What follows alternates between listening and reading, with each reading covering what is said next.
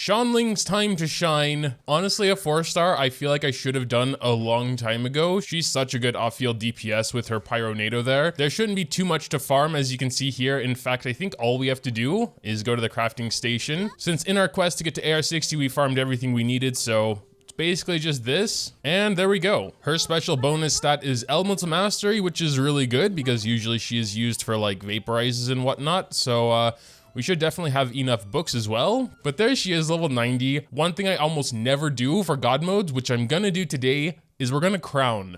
We're gonna use a crown on Xiangling for her Pyronado. I think it's worth it. And we actually probably have the books to do that. I waited specifically for today because her books were open, and I didn't even bother to check if we had enough coincidentally, but we do.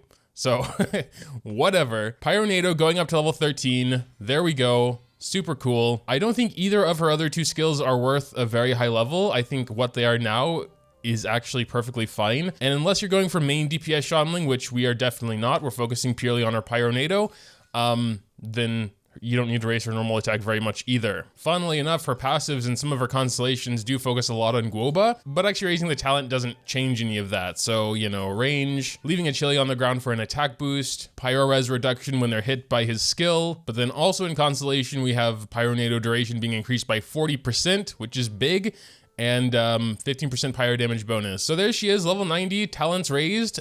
Build wise, we are going god mode, so it could be Engulfing Lightning actually, or Staff of Homa for more damage. To make Xiangling a really good off-field DPS though, she needs a lot of energy recharge, so I am actually leaning on Engulfing Lightning. The issue is we're probably gonna start off with the national team, which, you know, Xiangling is a big part of, and Shogun is also a part of that. So when we try some other teams, we will give her Engulfing Lightning, but for now, it's gonna be Staff of Homa, which means we need to get a lot of energy recharge from artifacts. From my experience, minimum is going to be around 200 energy recharge. My Xiangling has mostly been built with Crimson, but I do think the better set is Emblem. It's just going to be a bit hard because Water Dude and Shogun are both in this team, and they both also have emblems. But energy recharge and Xiangling's Burst are like the two things that are really important to her, so we'll see what we can do. We have a couple artifacts with promise here, so we're going to raise one or two, see how it goes. Unfortunately, the first roll went into HP, which is the least desirable stat here. Now we got an attack, which is the second least most, well, attack is fine, probably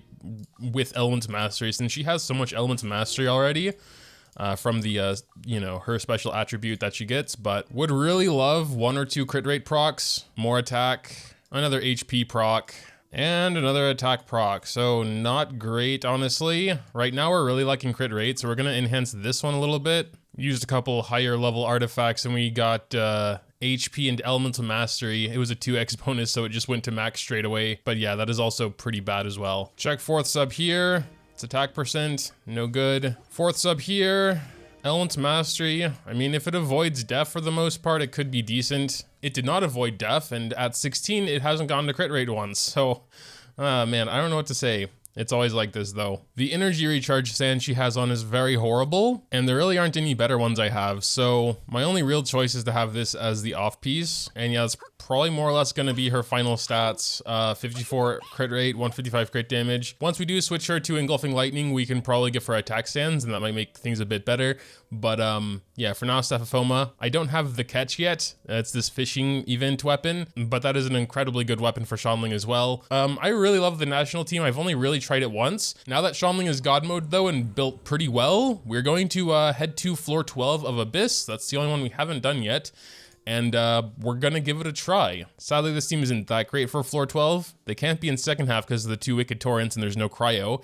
And the first half is gonna be a little bit of a problem with the Fathomless Flames there and, you know, 2 Pyros. We also do have Water Dude, but he is pretty slow at that. So I think we're gonna come back to floor 12 with a different Xiangling team. But for now, I'd say the next best thing would probably be weekly bosses. Recently reset. Let's go try Shogun here. All right, so essentially in this team, Shogun is our main DPS.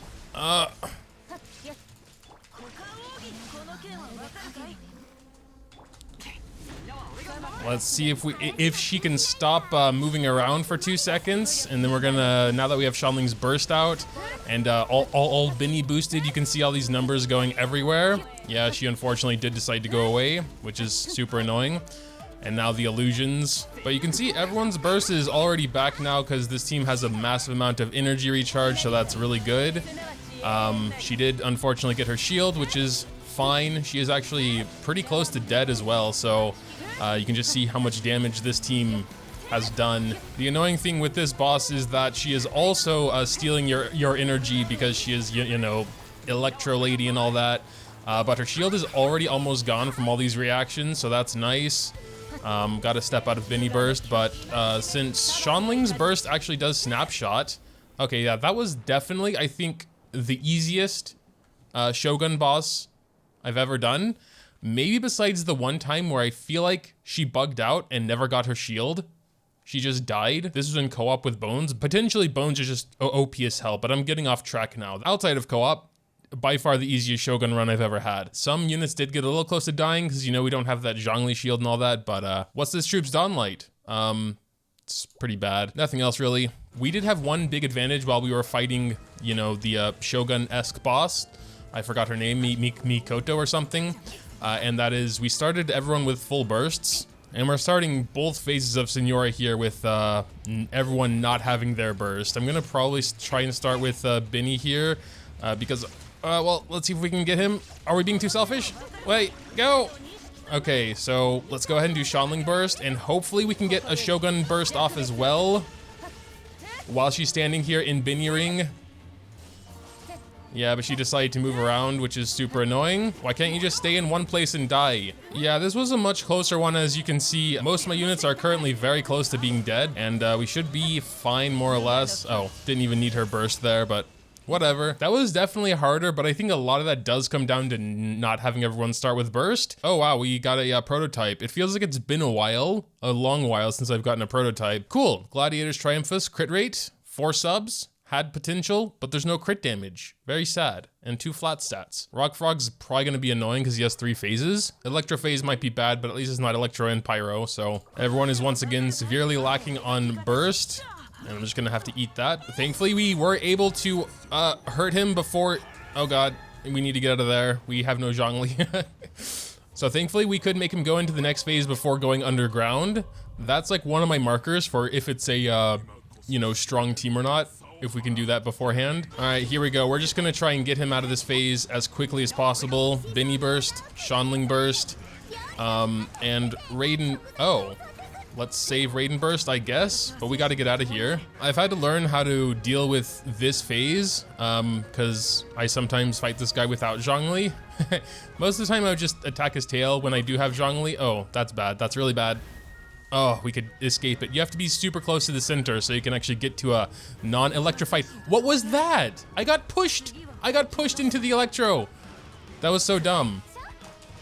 I just had to do Raiden's Burst there. It's gonna be so weak now. Maybe it's enough though, but I had to avoid the side swipe. Let's do a Xiangling Burst real quick. Oh, we're just panicking now. Yep, there goes Xiangling, but he also went down, so would have preferred not to have anyone die, but is what it is. Panicked a little bit there at the end. Crit damage, circlet with crit rate. But HP and flat def, it still could be solid, you know, but you have to get very lucky. But yeah, I think we're done with the national team. As usual, it kicked ass. Like, national team is very, very strong. So for our next team, we're gonna be trying Childe and Xiangling together. And of course, Binny and Kazuha for some boosts. But yeah, since Shogun won't be on our team anymore, I think we are gonna switch around this a little bit now, going for Engulfing Lightning. Which means you probably have too much energy recharge now at 278, yes. So we're going to change this to an attack, and I'm quite sure we have a good attack sans from also our Shogun. So we're at 205 energy now. I think the crit ratio is good. It's just all a little lower, of course, since we have an energy recharge weapon. Her attack has had a nice boost up to almost 2200 now. So yeah, I think that is probably like the more or less preferable build. If you could keep Shogun with Engulfing Lightning and equip like the catch on her, that would be the best of both worlds. So back at floor 12, I'm honestly not sure how this is going to work out at all, and my second half is very weird. I'm really trying to build for this, and we need like all elements to make it go decently fast. Let's just go in and try. I mean, probably gonna mostly focus on first half anyway, because this is the Xiangling showcase. Unfortunately, this phase, everyone is a little bit spread out here, but we'll see what we can do. Xiangling Burst, and then I guess we're just gonna go to Childe and start blasting away. I do see a lot of vaporizes going off there, and the enemies are dying very quick, so that's always a good sign.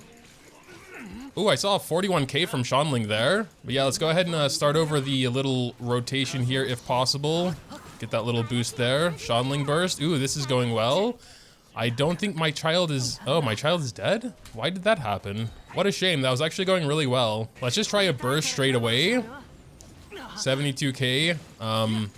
You know, we are prioritizing vaporizing the Xiangling swirls, so that can obviously have some impact there. Saw 25k. Let's go ahead and start over the rotation, focusing on these samurais here because they are the most dangerous, I would say. Unfortunately, we don't have Xiangling Burst. Hopefully soon. There we go. Let's do it before Binny Burst runs out. Let's try another child. Oh, whoops. Oh no, why does my child keep dying? I don't think child is unnaturally fragile. Might just be bad luck. I mean, of course, if anyone dies, I'm gonna have to restart anyway. So there's that. And yeah, I don't use child super often, so I'm often forgetting to switch back to bow mode before swapping out. Xiangling, again, is missing a little bit of energy. Just, come on. Oh. Okay, there we go. I mean, Child's probably dying just as a matter of the fact that he's on the field for the longest duration. So yeah, we got through it. It could have gone better. I think we have about half time here, which should be plenty because these Ruin Guards are dead so quick. But I also haven't really tried this team before, so I'm not sure exactly how it's gonna go. We just did Ayato Burst. Now we are climbing on the pillar.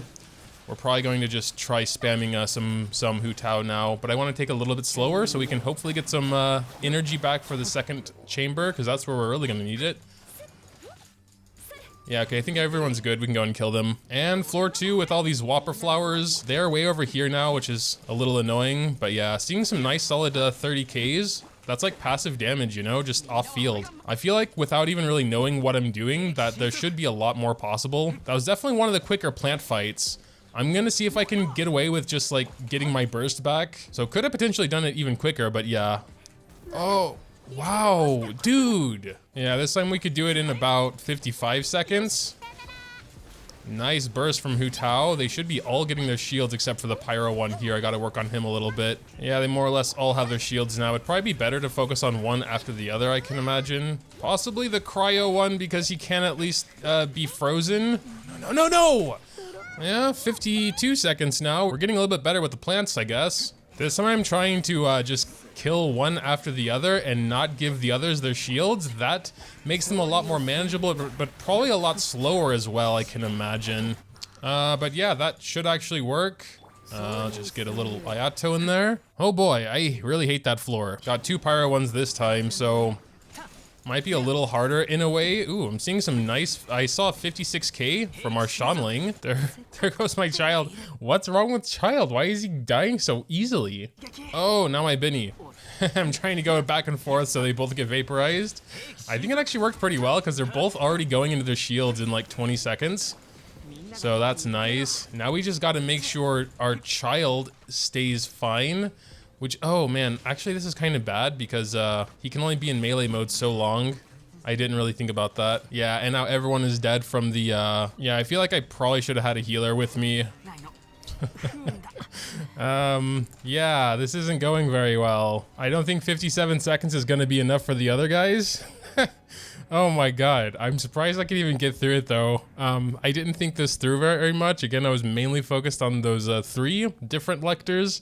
So, yeah, we'll see what we can do here, I guess, anyway. Yeah, not even close. One was about a quarter left at the 7-minute mark, but I think I need at least like 1 minute 10, 1 minute 20. Let's see if this can potentially go any better somehow. So that run went a lot better. I'm honestly not even sure why. Perhaps one of its like brand attacks or whatnot didn't hit me and make every one of my characters have 1 HP. So, but yeah, regardless, we are ending the battle here with over 830, which is insane. So I think that should be plenty of time unless I majorly mess this up. Yeah, when they're super spread out like this, that is very bad. Ayaka can hit them both. I mean, we might still be able to do it here. We'll see. We have, yeah, I think it'll work still, but way closer than I thought it would be.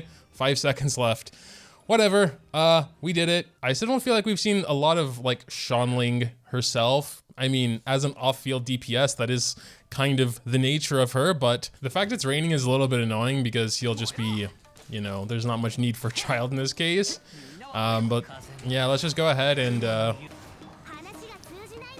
yeah, 20k, 34k. I mean, this Pyronado hits a lot, you know? That's some pretty insane off-field damage when you really think about it like that. All right, here we go. It's been a little bit hard to honestly get the whole thing set up because Masanori is so weak. But there's a 34. I've already seen a lot higher in Abyss, but there could have been some other buffs going off. But yeah, I guess that'll pretty much do it. Xiangling, amazing off-field DPS, as most people know already. You can use her in lots of different teams. I only showcased really 2 of the more popular ones, I guess. I also believe she's used quite often in Melt Ganyu comps. I'm not super familiar with Melt Ganyu, so didn't want to tread in that water, but yeah. Make sure to tell me what you think in the comments down below. Dropping a like or subscribing to the channel if you enjoyed is always greatly appreciated as well. Thanks, as always, for watching, and until next time.